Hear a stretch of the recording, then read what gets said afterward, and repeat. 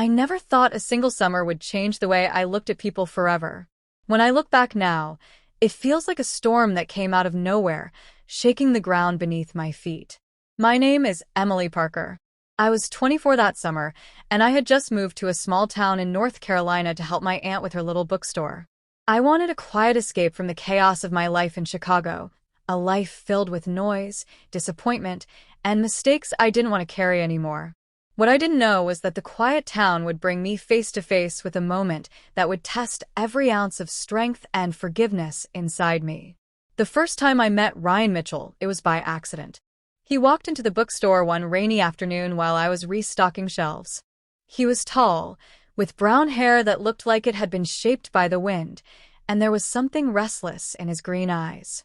He was the kind of man you notice, not because he's trying to be noticed, but because there's something in the way he carries himself, confident but a little untamed. He asked for a book about old Southern architecture, and I remember how his voice was deep, almost rough, like someone who doesn't talk too much unless he needs to. I pointed him to the right section, and that was it. Or, at least I thought so. The second time he came in, it was a sunny day. The bookstore was quiet, and I was leaning behind the counter with a cold iced tea. He asked me if I wanted to grab a coffee sometime. I hesitated because small towns talk fast, and I wasn't ready to be the new girl everyone gossiped about. But there was something in his smile, like he wasn't the kind of person who wanted to waste anyone's time. I said yes. That coffee turned into dinners, and dinners turned into walks by the river, and soon it felt like Ryan was part of the rhythm of my new life. He was older than me, 32, and there was a heaviness in him I didn't understand at first. He had been through a messy divorce and was trying to rebuild. In some ways, we were both running from something, and that made us feel safe with each other. But everything changed one evening, a few months into whatever it was we were building. It was late summer, the kind of night when the air hangs heavy and the world feels slow. Ryan had invited me over to his place, a small cabin outside of town. I thought it was going to be like all the other times. We'd make dinner, talk about books and music, and sit out on the porch listening to crickets. But that night he was different. He seemed more wound up, like something was pushing at him from inside. We cooked together, laughed a little, and for a while it felt normal. Then after dinner, we sat on the couch. He leaned in to kiss me, and at first it was soft, the way it always had been. But then it shifted. He became rougher, more insistent. I froze. It was like something had changed in his eyes, like he was trying to bury everything he felt inside me. I told him to slow down.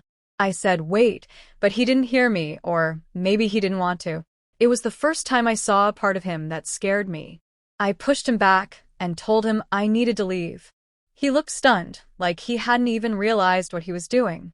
He kept apologizing, saying he just got carried away. I left that night with my heart pounding so hard I could hear it in my ears. When I got home, I locked the door and sat on the floor, shaking. All the memories I had tried to run from, the people who had taken advantage of my trust before, came flooding back. I didn't sleep at all. For days I avoided him. He called, texted, even came by the store once, but I couldn't face him. Part of me wanted to disappear. Another part of me wanted to scream at him for ruining something that had felt so good. But time has a strange way of softening things. His messages changed. They weren't just apologies anymore. They were letters in their own way. He told me about the nightmares that still woke him up from his divorce, about how broken he had felt, about the way he hated himself for what had happened. And I started to see the man I had first met, not just the one who scared me that night. Weeks passed, and I finally agreed to meet him again. It wasn't easy. I was nervous, but I wanted answers. We met at the same little coffee shop where it had all started. He looked thinner, worn out, like he hadn't been sleeping. He didn't make excuses. He didn't try to pretend that night hadn't happened. He just said, "I'm sorry. You didn't deserve that, Emily." I was wrong. Something in his honesty disarmed me. We talked for hours that day. I realized how much pain he had been carrying and how he had let it spill onto me in the worst way. I told him how scared I was. I told him how I couldn't go through something like that again. And he listened. That was the first time I saw him really listen. After that, we started over. Slowly, carefully. He made sure every step we took was one I chose. There was no rush this time, no storm hiding in his eyes. And I started to see that people can break and still be worth saving. Maybe because I knew what it was like to be broken too. The second time, I didn't resist. But not because I gave up. It was because by then, I had seen the difference between a man trying to force something and a man trying to love someone the right way. That night, months later, in the quiet glow of his cabin, he held my hand and asked me if I trusted him. I did. And when he leaned in to kiss me this time, it wasn't rushed. It wasn't angry. It was gentle. It was everything I had wanted the first time, everything I had been afraid I wouldn't find. We talked for a long time before we let anything happen, about what we wanted, about what we were afraid of. And for the first time, I felt safe enough to say yes without fear. Safe enough to let go of all the walls I had built around myself. That night wasn't about the past. It was about two people who had been hurt learning how to be whole again. I won't lie and say everything was easy after that. Trust isn't built in a day.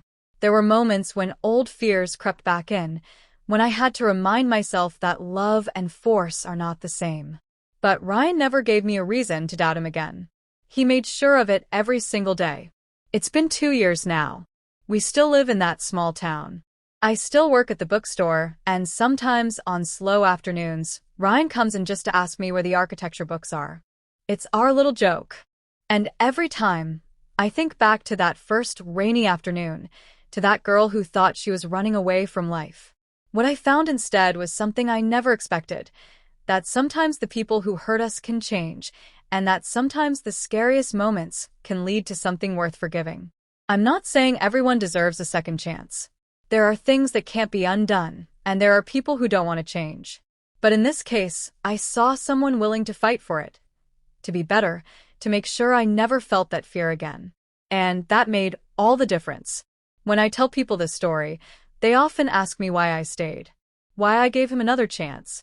And the truth is, I don't know if I can explain it in a way that makes sense to anyone else. All I know is that on that second night, when he looked at me like I was someone worth being gentle with, I didn't feel like I was running anymore. I felt like I had finally found a place to rest.